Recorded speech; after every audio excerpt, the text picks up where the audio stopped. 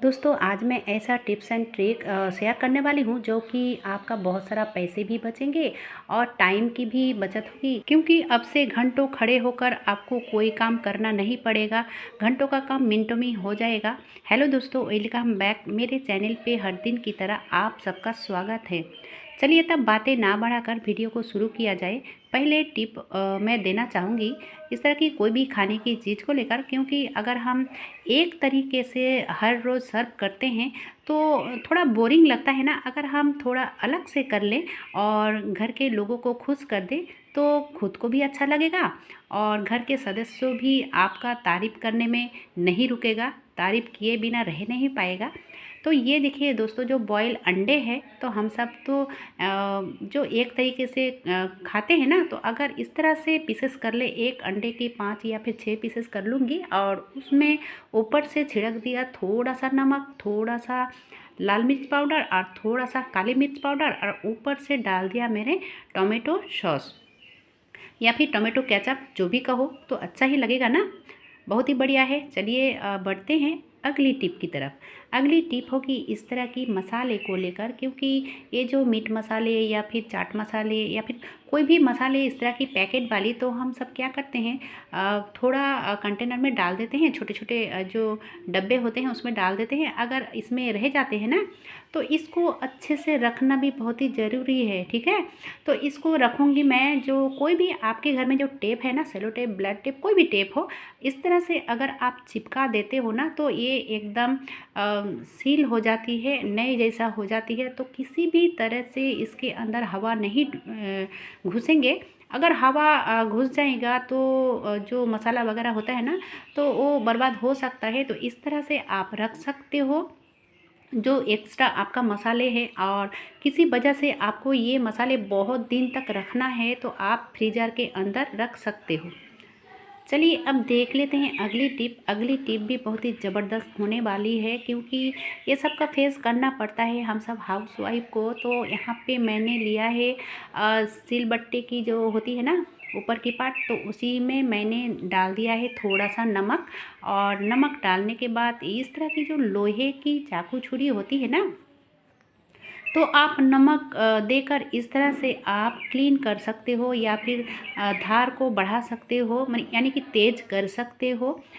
तो इससे भी आसान तरीका है। आपको यहाँ पे 1 मिनट या फिर 2 मिनट लगेगी, लेकिन दोस्तों बहुत ही आसान तरीका जो मैं अच्छा आसान तरीका दिखाने वाली हूँ, जो कि आपको सेकंड भी नहीं लगेगी। इस तरह की जो सीरीज कागज़ होती है ना लोहे घसने के लिए, तो अगर वो आपके पास है, अगर नहीं है तो 10 से 20 रुपये के अंदर ही ये मिल जाता है कोई भी दुकान में।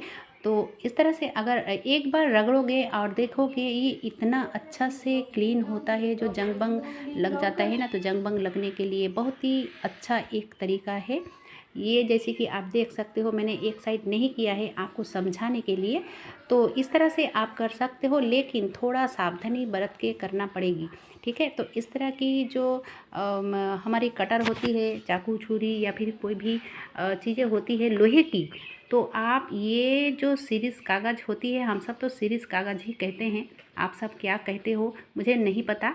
तो इस तरह से अगर करोगे तो ज़्यादा अच्छा रहता है। थोड़ा सा बड़ा लीजिएगा ताकि इसमें अच्छे से आपका कोई भी एक्सीडेंट ना हो, क्योंकि ये थोड़ा डेंजरस है। इसीलिए इस तरह से थोड़ा बड़ा कागज़ लोगे तो ज़्यादा अच्छा रहेगा। मेरे पास बड़ा नहीं था, इतना ही था, इसीलिए मैं इसी से ही कर रही हूँ और आप सबको बता रही हूँ।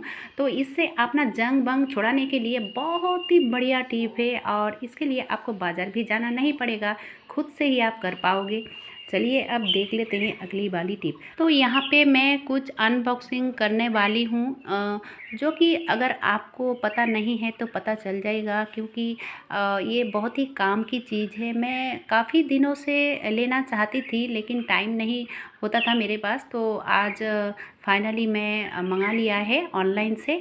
और ये देखिए दोस्तों, ये बहुत ही काम की चीज़ है। जो हमारी हम सब गृहिणी है ना, तो उनके लिए बहुत ही यूज़फुल ये जो फ्रीज वाली कंटेनर होती है, तो अगर इस तरह की कंटेनर हम यूज़ करते हैं तो फ्रिज के लिए ज़्यादा अच्छा रहता है, क्योंकि इसको इस्तेमाल करने से ना फ्रिज के अंदर आपका स्पेस ज़्यादा मिल जाता है, क्योंकि ये एक के ऊपर एक हम रख सकते हैं। तो ये देखिए दोस्तों, ये मैंने 250 रुपये में ली है, फ्लिपकार्ट से मंगवाया था और मैंने जैसा चाहा था ना बिल्कुल वैसा ही आया है, बहुत ही बढ़िया है। ये देखिए दोस्तों, ये जो आपका सब्ज़ी वगैरह है ना रखने के लिए बहुत ही अच्छा है, क्योंकि नीचे में जाली भी है ताकि आपका सब्ज़ी वगैरह ख़राब ना हो। और ये 6 पीसेस है और ढक्कन भी है, बहुत ही अच्छा है। चलिए, अब इतना सारा तो मैंने मंगवा लिया है, लेकिन दोस्तों अब इसको रखें कहाँ। अगर हम इस तरह से रखते हैं ना तो बहुत जगह लग जाती है, तो किस तरह से इसको रखें। तो मैंने उसी टिप को फॉलो किया, जैसे ये बॉक्स के अंदर था ना, बिल्कुल मैं वैसा ही रखूँगी। एक के ऊपर एक रख दिया और सारा ढक्कन ऊपर में रख दिया। अब इस तरह से मैं प्लास्टिक के अंदर रख दूँगी, जब जब ज़रूरत पड़ेगी इसके अंदर से निकाल लूँगी।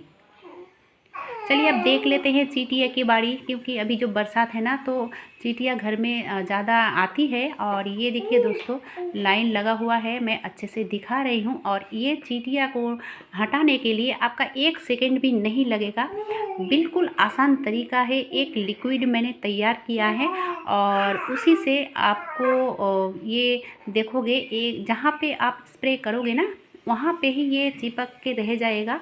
और इसको हटाने के लिए भी बहुत ही आसान तरीका है। तो जैसे कि आप देखा, मैंने जैसे ही स्प्रे किया वहाँ पे ही ये चींटी एकदम से ख़त्म हो जाता है। तो ये स्प्रे जो है ना, ये ख़त्म करने के लिए ही है, ये भागेगा नहीं, ख़त्म हो जाएगा। जो सच है वही बताया मैंने। अब देखिए, इसको मैंने इस तरह से ख़त्म कर दिया है। अब ये क्लीन कैसे करें। ये देखिए दोस्तों, एक गीला कपड़ा लिया है मैंने और ये जो स्प्रे किया है ना वो कहीं पे भी स्पॉट नहीं रहेगा, यानी कि कहीं पे भी ज़रा सा भी दाग धब्बे नहीं रहेगा। बहुत ही अच्छा एक सॉल्यूशन है। तो ये देखिए दोस्तों, गीले कपड़े से जहाँ जहाँ मैंने स्प्रे को दिया था वहाँ वहाँ इस तरह से मैंने चींटियाँ को पोंछ लिया है।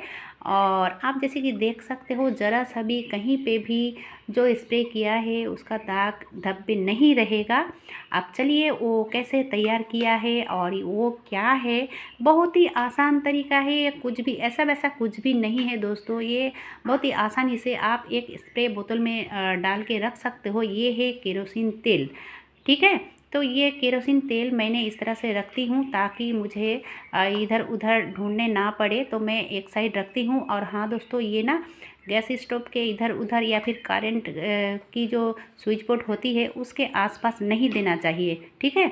अब चलिए बढ़ते हैं अगली टिप की तरफ। तो अगली टिप होगी इस सिंक को लेकर, क्योंकि सिंक को भी कभी कभी डीप क्लीन करना पड़ता है। अगर डीप क्लीन नहीं करोगे कभी कभी ना तो ये गंदा होता रहेगा और आपका किचन भी गंदा दिखेगा। तो मैंने यहाँ पे डाल दिया है नमक। जो नमक हम खाने में इस्तेमाल करते हैं वही नमक मैंने डाला है, 1 या 2 चम्मच करीब। अब उसमें मैंने एक पीस नींबू के रस डाल दिया और वही नींबू के जो छिलके हैं इस तरह से रगड़ लेंगे। नींबू के छिलके से ही रगड़ लिया। आप देखिए, रगड़ने के बाद यानी कि ज़रा सा भी अगर छिलके में नींबू के रस मस था ना तो वो अच्छे से इसमें आ गया। अब चलिए, स्क्रबर की मदद से हम इसको क्लीन कर लेंगे। और स्क्रबर में कोई भी आपका विम लिक्विड या फिर डिटर्जेंट कुछ भी नहीं लगेगा। सिर्फ आप इस तरह से थोड़ा सा रगड़ोगे और देखोगे ये इतना अच्छा से क्लीन होगा कि एकदम से चकाचक हो जाएगा। आपको इतना अच्छा लगेगा और आपका किचन भी इतना अच्छा लगेगा, यानी कि क्लीन लगता है। अगर आपका सिंक क्लीन रहता है तो आपका किचन भी क्लीन लगता है।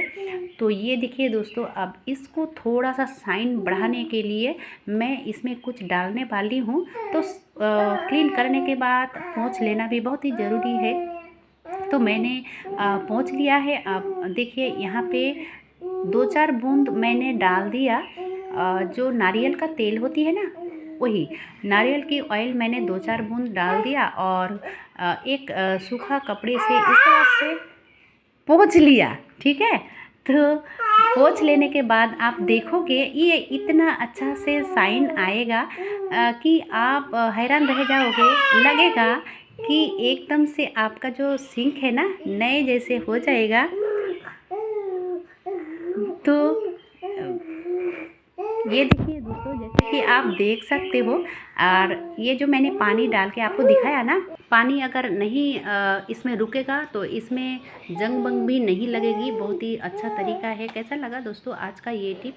अगर अच्छा लगा है तो छोटा सा एक लाइक देगा। चैनल पे अगर नए हो तो सब्सक्राइब भी कीजिएगा और ज़्यादा से ज़्यादा लोगों तक शेयर भी कीजिएगा। आज के लिए बस इतना ही।